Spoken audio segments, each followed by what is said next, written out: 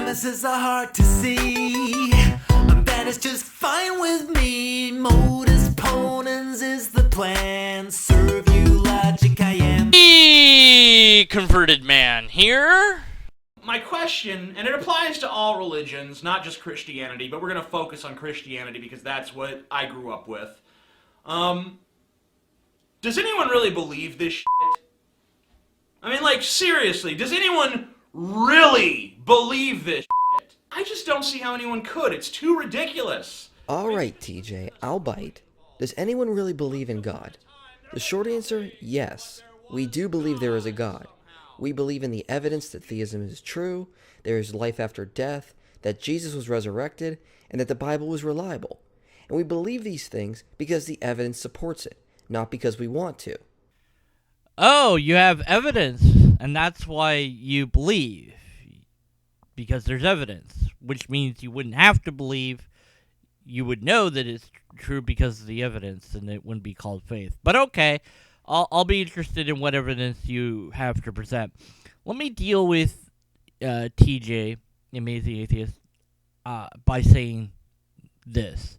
I don't care what he said. It doesn't matter. He doesn't represent all atheists. He doesn't pretend to represent all atheists. And he couldn't, even if he said he did.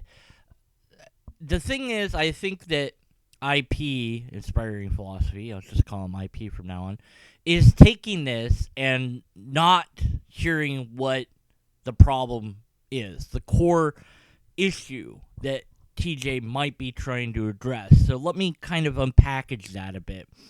Every now and then it is exasperating and or frustrating to see that people believe in weird things and you just kind of go, really? How does people believe this? It's so crazy. People believe the world is flat despite the evidence to the contrary. They believe that the earth is 6,000 years old or 12,000 years old or way older than it should be, trillions of years if you look at Scientology. It's some bizarre, really long number. People believe in weird things, and every now and then you go, wow, I just can't believe that people believe that. And it's natural to feel that way. Maybe TJ said it in the wrong way, presented it in the wrong way, and that's fine. You want to go eat TJ's stuff, go eat his stuff, I don't care. I only care about if you have evidence, because you said you did. So what's this evidence that I'm sure you're going to present that your particular God is real? And that is why we make our case through debating evidence and research. TJ, or the Amazing Atheist, is, however, not alone in this line of thinking. I've encountered many atheists who have asked me similar questions. Do you really believe there is a God, or do you just want there to be a God? Did you just invent a delusion to make yourself feel comfortable? Well, I don't think it matters how many times we say it. I doubt that most atheists will take our word on it, that we really do believe there is a God, since many atheists already presuppose we have just invented delusions, instead of any of them actually listening to our arguments and reasons. They simply assume they just know better. Allow me to be your counterexample. I believe that you believe in God, okay? I'm an atheist, I'm a skeptic, and I am saying to you, IP, that I believe that you believe in God. I once believed in God, and I would hope that you would believe me when I say that that's what I used to believe. And we tend to believe each other in regards to what our beliefs are or are not because of the social contract that we have, this unspoken, unwritten agreement that we assume innocence until guilt is proven. If someone says, I ate lunch yesterday, we believe them. We don't have any reason not to believe them. If they tell me that they have psychic powers, I don't believe that they do, but I might believe that they believe that they do. I might not be sure if they really believe in that themselves or not, and it might not even be relevant to the argument that I'm sure to have or the discovery dialogue that I wish to engage in, because I want to understand what they mean by psychic powers and how they think that they have them and what demonstration, if any, they could give and, suggest controls for it and so on and so forth, and see if I can unravel their belief, if I can see what they're talking about, understand it, and even get them to possibly question it or stop believing it themselves. So they might not, but my goal is to critically analyze that, all the while believing that they believe in that thing, or having at least the possibility that, yes, they really believe that this is true. Okay? So, that out of the way, your straw man about, well, atheists that I've encountered always seem to ask these questions, or, they always say this or whatever. Maybe more often than not for you. I don't know if you've actually recorded how many atheists you've had interactions with and how many times that's happened. If not, then it's subjective data. It's not even really data. It's just subjective remembering that we now have to think that, yes, you believe that, but you have no proof that that's the case. I've encountered nothing but atheists that have always said this to me. That's it. Well, you just encountered an atheist that said something else, so from this moment on, it can no longer be true. You cannot make the statement that every atheist you've ever encountered has not believed that you believe in God. Okay? So your straw man dies from this point forward. It should have died before it became a straw man, but, you didn't have actual data to, screenshots of different atheists that you've interacted with, and here, look, see, I've kept careful records. Look at all this of all the different people I've interacted with over time. Look at this person's video and this person's video, and how that they have said I don't really believe in God over and over again, so that I can quantitably make the statement that the only times that I've actually encountered atheists, they've always said this to me.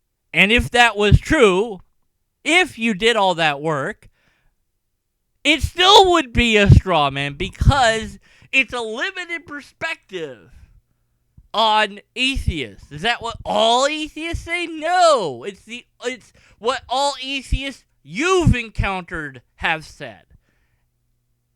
But it's not what all atheists. So, I propose a point of agreement where atheists might listen, which is science. Why don't we see what science has to say about religious beliefs? Has science studied religious beliefs, and does it indicate it is unnatural or a delusion? Well, yes, and in fact studies have indicated the opposite. And there are several we can look at. First, the work of two researchers looked at the chemistry of the brain during religious experience. The belief, in and of itself, can be considered natural and still be a delusion. It can still be untrue. Now, how do we quantify something as natural or normal?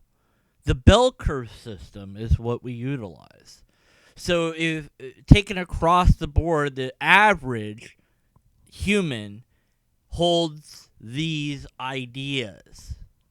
So we don't see it as being that only a few humans do on one end of the bell curve or the other.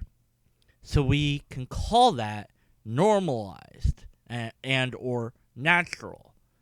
But the belief in and of itself can still be called a delusion if the belief isn't true.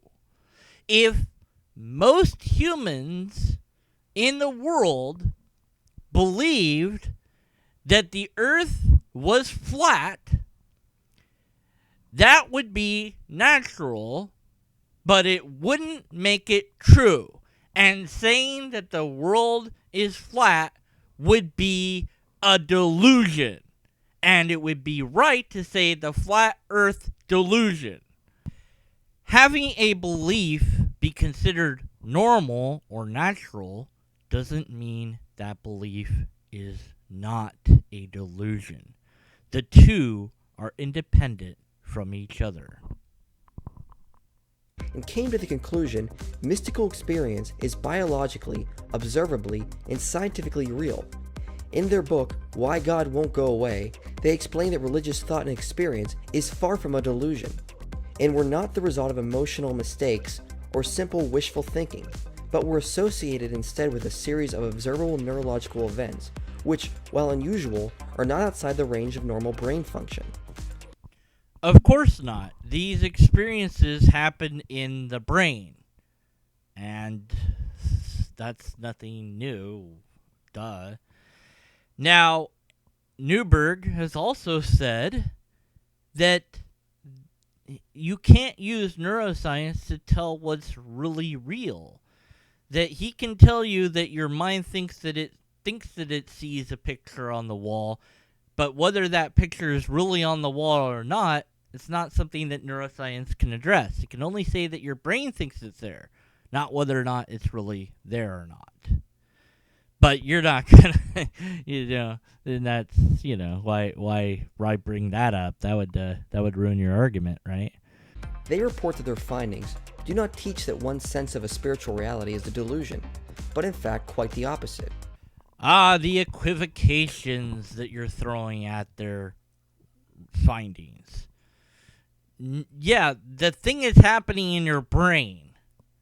That's true, but that doesn't make the thing real. Okay? When I have a nightmare and I wake up screaming because I'm afraid, I'm really afraid, but that doesn't make the nightmare real. And just to be clear, let's point out that because religious experience happens in the brain, that doesn't mean it's a delusion. So their point can be seen in an analogy. But it also doesn't say that those experiences are real either. So there is, again, this difference.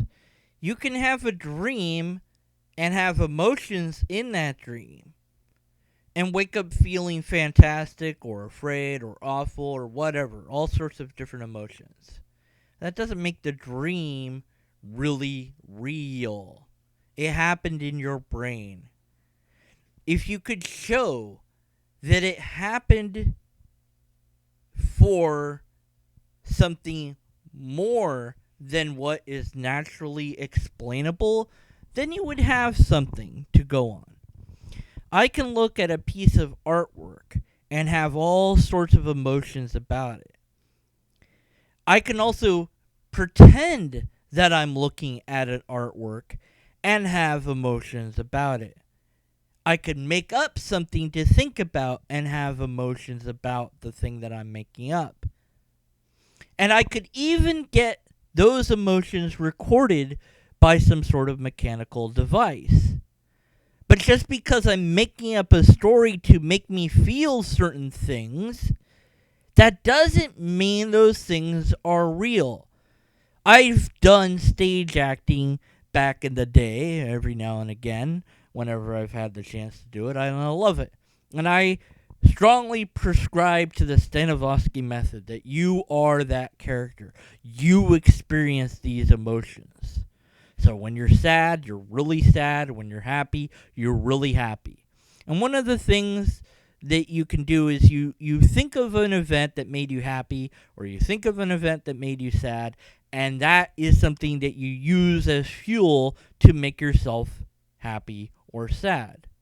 Some people can get into character to the point where they are, in essence, that person during that time, and they really do feel sad because that's really what that person would feel, and they're reacting to the stimulus in that moment. Not everybody can do it, which is why it's a method. It's not a scientifically tested thing as far as I'm aware. Maybe somebody has done it, I don't know. But it doesn't make that play real beyond that, yes, we're really performing a play, and whether I'm crying because I feel sad or because I cut up an onion backstage right before it came on, you as the audience member have zero way to know the difference. If it is compelling enough in that moment, because we suspend our disbelief. We forget that these are players on a stage. We forget that the stage is there. We're watching this happen, this story unfold. And the same thing in cinema and movies and TV. We put ourselves in that situation, and we are along on that ride. And there's some people who can't do that. They can't feel what the person on stage is feeling or what the person in the movie is feeling.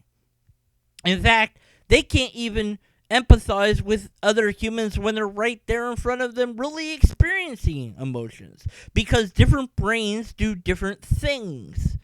Some brains behave certain ways and other brains behave other ways. Some people are unable to feel religious experience at all, and others can.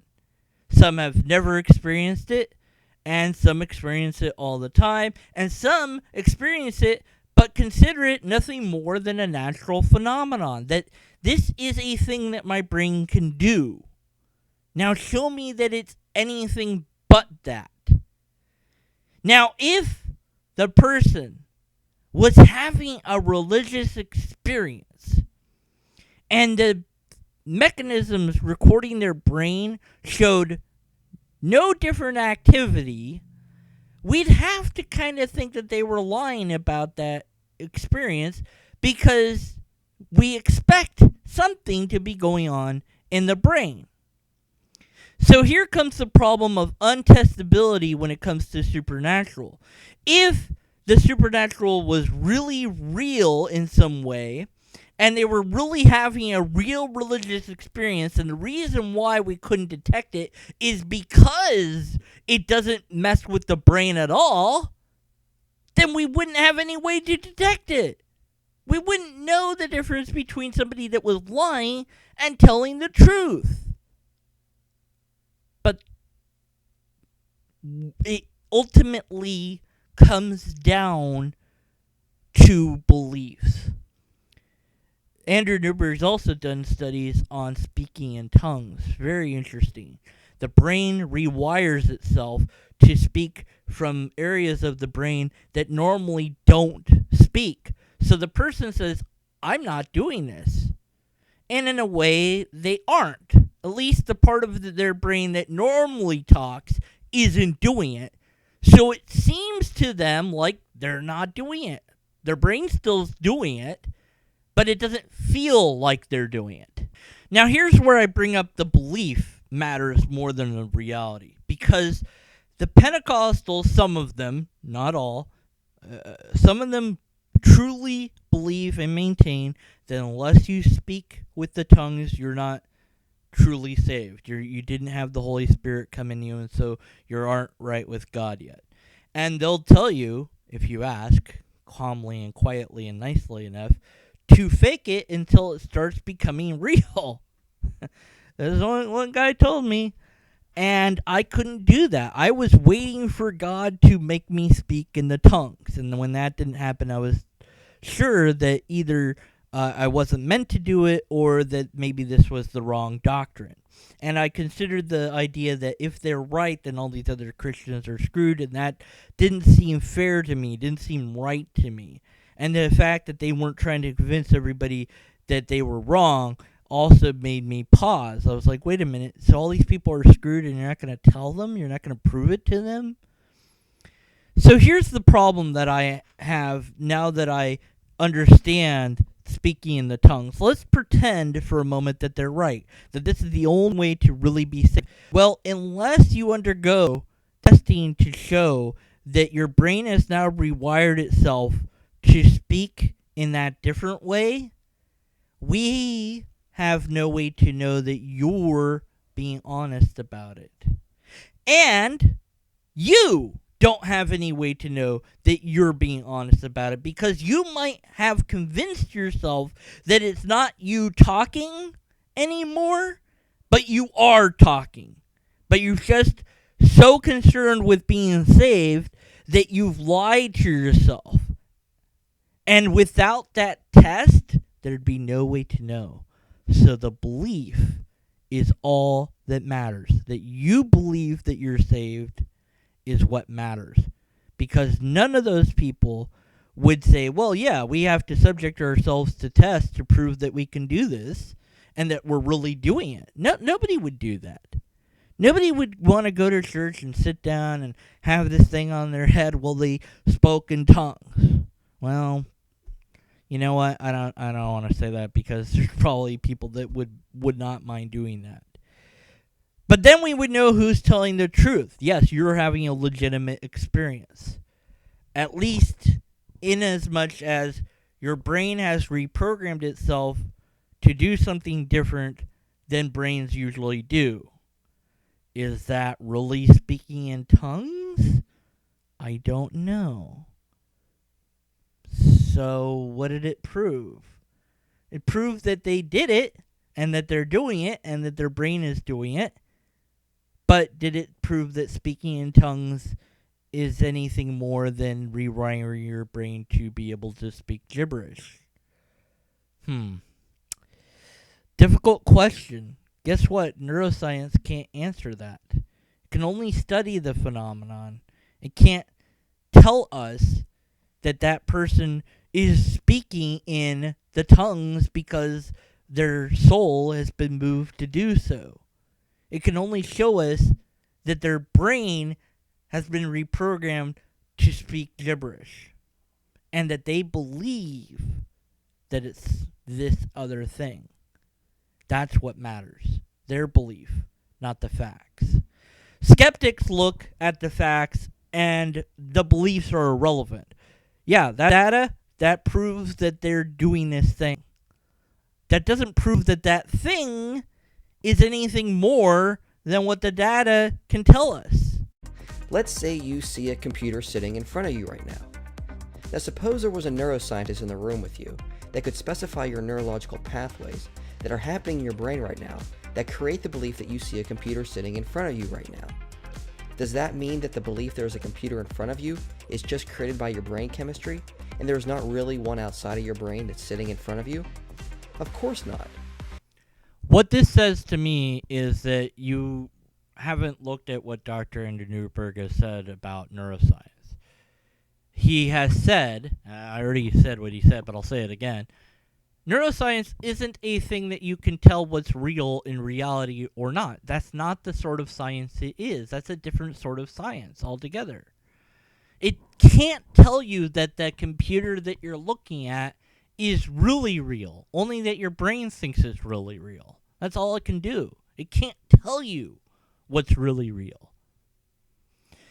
So that brings me right back to the evidence, which is all that matters. The evidence that that computer there is more than just my subjective personal ability to see the computer.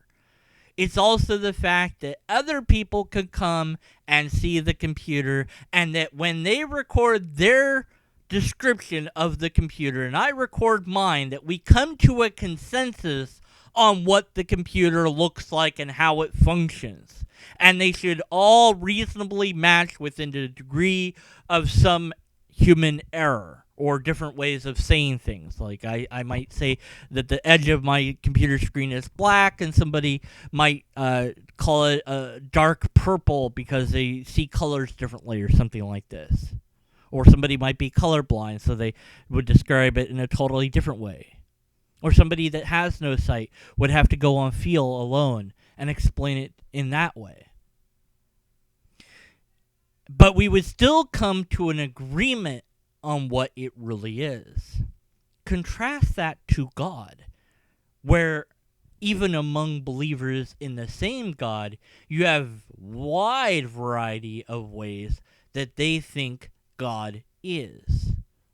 How God functions, what God wants or doesn't want, what your requirements are to be saved, etc. And you can't say, well, but the majority says this. Yeah, so what? Even if true, so what? That doesn't negate the fact that there are other people who think and believe differently. We expect a consensus when something is real. When something isn't real, we expect a wide variety of disagreement. We also see a similar phenomenon when people do book clubs and they talk about what this story meant to them. And you'll get a wide variety of different ideas because people look at things in different ways. And there you have a different sort of subjective analysis going on about what the word said. If you asked everybody to be objective, then all they would do in the book club is say what the book said. They would take no additional meaning from the words in it. And in essence, that's what science attempts to do, is get rid of our human bias. Maybe we could do a better job with it. I certainly think that we're trying to do a better job with it. But you're not doing anything with science other than giving it lip service. And just because one may have a religious experience, that doesn't mean it is only created by the brain. Their research suggests it may in fact be generated by another reality. Really? Do they? Well, which ones? Unlike when you at least cited the book and page number, I note that this idea has no citation. Their research indicates that these experiences are coming from another reality. Well, which of their papers? All of them? Some of them? And I can't help but think that if these neuroscientists were able to find evidence of another reality, that would be pretty huge news in the scientific community. It wouldn't be isolated to a couple of papers here and there. It would be all over the place. I mean, another reality? That's amazing. Also, if they didn't have any evidence of this other reality and just had it as an idea, I can't help but thinking that they would quickly be debunked as critical thinkers and scientists, because you'd have to have evidence and a lot of it of another reality. But it's interesting that you said it suggests that. What a vague notion. It suggests, it hints. I guarantee you that nowhere does it do that unless you really want it to and cherry pick it to death to make it do that. And I absolutely guarantee that their conclusions do not reach another reality. But since I took the time to look at your sources, well, let me take this moment to comment on them. Now, your whole video has been about that atheism is somehow a delusion and, it's unusual and so on and so forth. And one of the links that you have essentially says the exact opposite, that the idea of God is either cultural insignificance, that it doesn't just develop on its own or isolated, and the other one says that atheism isn't unusual in the sense that you're making out to be here. Maybe you should read the things that you're citing before just citing them. I mean, this one right here says cognitive scientists of religion and evolutionary theories have been arguing in recent years that religion is natural, motivated by core evolved psychological intuitions. Atheism and irreligion more generally appears to pose problems for that natural hypothesis, especially considering the significant proportion of people in contemporary society to reject supernatural beliefs. Although the two people that wrote this, Grix and Marshall, clarify why the natural hypothesis does not imply religious determinism, they failed to weigh adequately the more conservative prediction, that of religious prohibitionism. Furthermore, unlike cognitive science accounts favoring the natural hypothesis, the authors base their arguments for the cultural scaffolding of aesthetic cognition on, socio-demographic data alone, a source that's unlikely to be meaningful reflection of natural law and underlying cognitive processes. So, what does all that mean? I don't know. Okay, no, it means that their data doesn't really tell you what you want it to tell you, and instead has a problem with it. That this data is essentially born out of societies that have religion. So we need a baseline. We need something that has no religion to look at whether the idea of God is natural in the sense that somebody is born with that or not. Which the other paper said no, and this one is essentially saying that the idea that there are atheists isn't really surprising. I mean, it's not there. What you wanted to say is not there. And that's just two. You didn't read this stuff. Now, here's the thing that we run up against all the time. Can science prove anything about the supernatural realm? Let's just say, for sake of argument, that Dr. Andrew Newberg and associate found evidence that there was another reality where this experience of the religious experience was coming from. Okay, well, that's really news breaking. They'd win a Nobel Prize. It'd be all over the scientific community. Let's find how to access this other reality other than just using the brain, which we can't completely rely upon and as far as scientific endeavor into something that we would want to be more objective about. So we'd have to construct something, some mechanism, some machine of testing this other reality. Well, then at what point is this other reality no longer classifiable as supernatural? In fact, the very fact that it would be something testable would be not supernatural, at least according to every definition of supernatural that I've ever come across, unless you have a different one. So is this other reality, is that where God lives? Is this religious experience coming from God?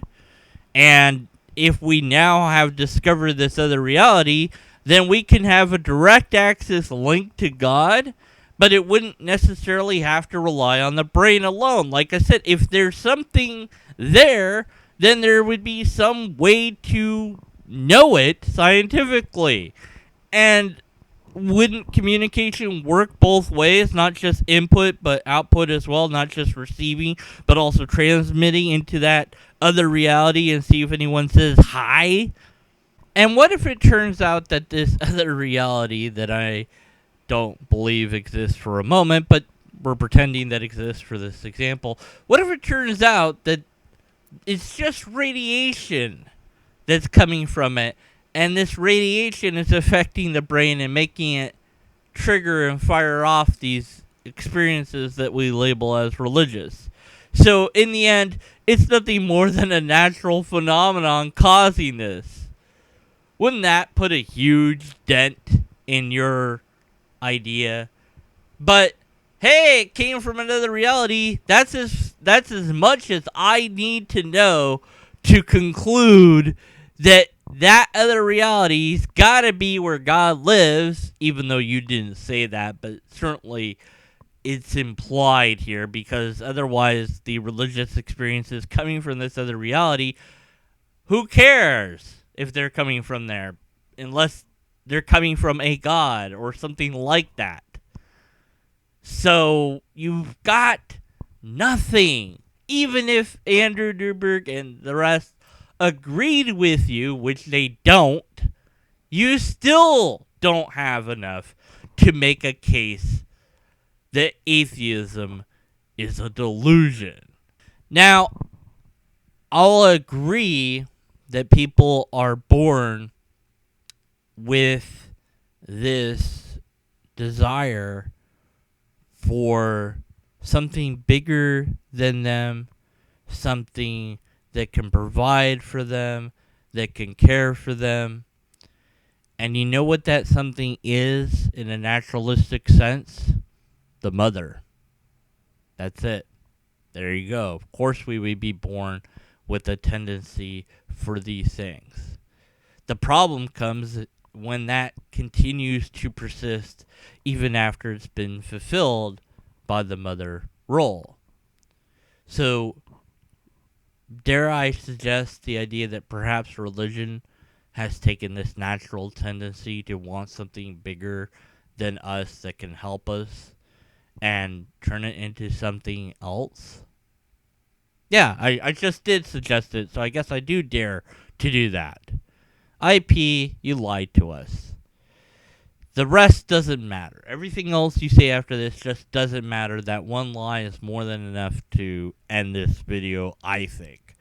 I don't need to point out the fallacies, even though I kind of did, but I didn't do the numbers this time because it's so obvious that you're straw manning and reaching and desperate to explain something that you really haven't done the research to be able to explain.